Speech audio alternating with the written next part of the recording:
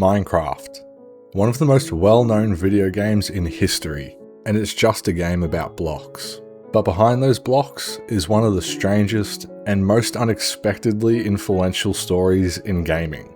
Beginning as a tiny independent experiment built by one person, it somehow grew into a world that millions of players have spent years shaping, breaking, mining, and rebuilding for over a decade. But let's start at the beginning. 2009. A Swedish programmer, Marcus Persson, also known as Notch, had a project that he would do on the weekends. Inspired by games like Infiniminer and also his own past prototype project, Ruby Dung, he coded the first version of what came to be Minecraft. That's what the weekend project was that he was doing. Initially, he called it Cave Game, but on May 17th, 2009, he released the first public build of the game and renamed it to Minecraft. This is what the first version of Minecraft looked like. It's not much, obviously, but it's interesting that this turned into this. I mean this, not that. Forget about that. On June 30th, 2010, the alpha version was released. This is when Minecraft started feeling much more like a real survival game. December 20th of the same year, the beta version began. This version polished a lot of stuff off, along with adding villages and more stuff for exploration. At this point, even before the full game was released, Minecraft was a massive success. This was also around the point where the Herobrine myth was at peak popularity, and it started with this image. He was never actually in the game, I think we all know that, but the idea of him, and with Mojang neither confirming or denying that he existed, this led players to run wild with their imagination. Is that Herobrine? My god, what the fuck? And also a ton of Herobrine jump scare videos on YouTube, which definitely made a lot of kids shit their pants once they were jump scared. Ha, I got you, didn't I? Sorry.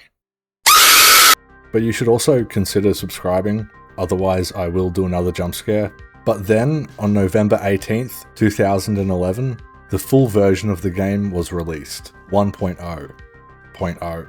The full version added a number of different things, but the biggest of which was the end. Before all of this, Minecraft was just a game about surviving, crafting and mining and all of that, but now the game had an ending. It gave players a goal to reach, by reaching the end dimension and defeating the Ender Dragon. Minecraft was a pure phenomenon by this time, and what made it unusual was that it was both a game and a platform. It supported survival, creative building, redstone engineering, role-playing, minigames, adventure maps, and total conversion mods. YouTube was also a major part in Minecraft's success, with creators like Stampy Longnose, Captain Sparkles, and Sky Does Minecraft. Well, did Minecraft, so yeah. It was also at this time where Minecraft song parodies were hitting off like crazy. Alright, so by this point, Minecraft was massively popular, and had expanded to different devices like consoles and phones. There was also Minecon. I mean, Minecon had been going for a while at this point. I'm just mentioning this now because I didn't know where else to fit this clip into the video. I was wondering, what's the recommended amount of dedicated RAM I should have to a server?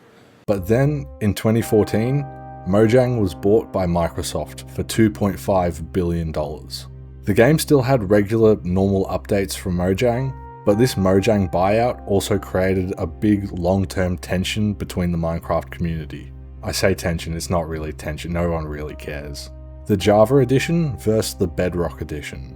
Java was still where most PC players went to, but Bedrock was coded differently and allowed Minecraft on phones and consoles to run a lot smoother, especially on the Pocket Edition. I'm sure some of you remember, but back on the much older versions of Minecraft on the phone, the Nether wasn't able to actually be the Nether. Instead, you had to make this weird block contraption with gold that spawned in a massive nether block tower thing, which allowed you to get the things that you normally would find in the nether. They did this because phones at the time couldn't support the real nether, so yeah, I don't know, it was weird thinking back to that. Anyway, let's talk about the updates that shaped Minecraft into what it is today. In the early days, we got villages, and as the game went on, we got much more bigger and proper updates, like the Pretty Scary update, which introduced witches, bats, zombie villages, and wither skeletons. The wither itself, I hate this thing. There was also the redstone update, which gave us hoppers, droppers, and daylight sensors. The horse update, which gave us horse. The combat update, which gave us the elytra. The village and pillage update, which introduced pillagers, vindicators, evokers, vexers, bamboo, and pandas. The nether update, which updated the nether. Probably the best update we got since, god damn, the old nether looked ugly. It also added netherite, which made netherite tools and armor.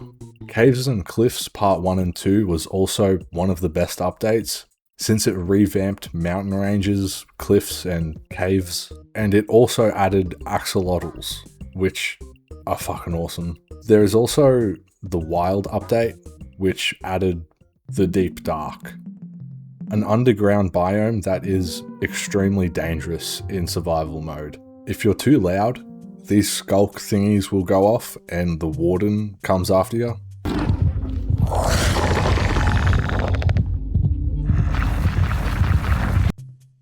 The Garden Awakens update added another biome to the surface, the Pale Garden, which is very interesting. If you've ever heard of SCP-173, also known as the Sculpture, or the Weeping Angels from Doctor Who, a mob was added for the Pale Garden that is exactly like that, called the Creakings. And yeah, they make creaking noises and attack if no players are looking at it. So it's just a staring contest until you kill it or run away. The last update I want to mention is the Tiny Takeover update. It's one of the few times Mojang definitely messed up, and they made the baby mobs look completely autistic. I mean, just look at this. Who looked at these new versions and approved them? There are a lot more updates than the ones I just mentioned. Too many to actually get into in this video. But regardless, each of these updates matter because Minecraft's world generation and progression were repeatedly redefined and expanded. Very few games have ever changed so much while still feeling like the same game. Minecraft became huge, not just because it was fun, but because it was highly readable, easily shared between people, and endlessly expressive. Its blocky art style is simple enough for players and deep enough to support engineering, architecture, and storytelling. I mentioned it before, but YouTube played a massive role in its growth, with Let's Plays, tutorials, mob showcases, survival series, all playing their part in how Minecraft became so successful. But Minecraft has lasted because it combined three rare qualities: a simple core loop, building, mining, and crafting, near infinite creative freedom, and a steady evolution that continues to this day. Many games have one of these, but this game has all three. It also never locked itself into only one identity. It can be a creative builder, survival game, an engineering sandbox, or a social server platform. But with all of that said, that was the complete history of Minecraft. Well, maybe not complete. I'm sure there's still a lot of stuff other people could have said about this, and there's definitely stuff that I've missed. So, to make up for that, here's some trivia about the game that you might not know.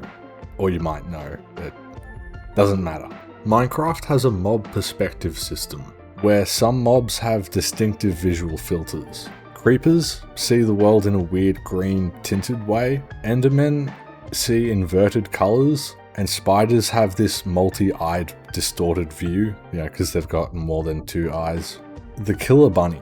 This thing was added all the way back in 2014. It spawned naturally, and as the name suggests, it was a killer rabbit, and it could kill a player in just 1 or 2 hits, even with full armor. It was removed from the game just a couple months later, as Mojang felt it was a bit unfair to players, just randomly dying to some dickhead rabbit, but it still can be spawned in using commands. The limit to a Minecraft world today is 29,999,984 blocks away from the spawn point. But in the older versions, there was a place called the Farlands, which was about 12.5 million blocks away from spawn point.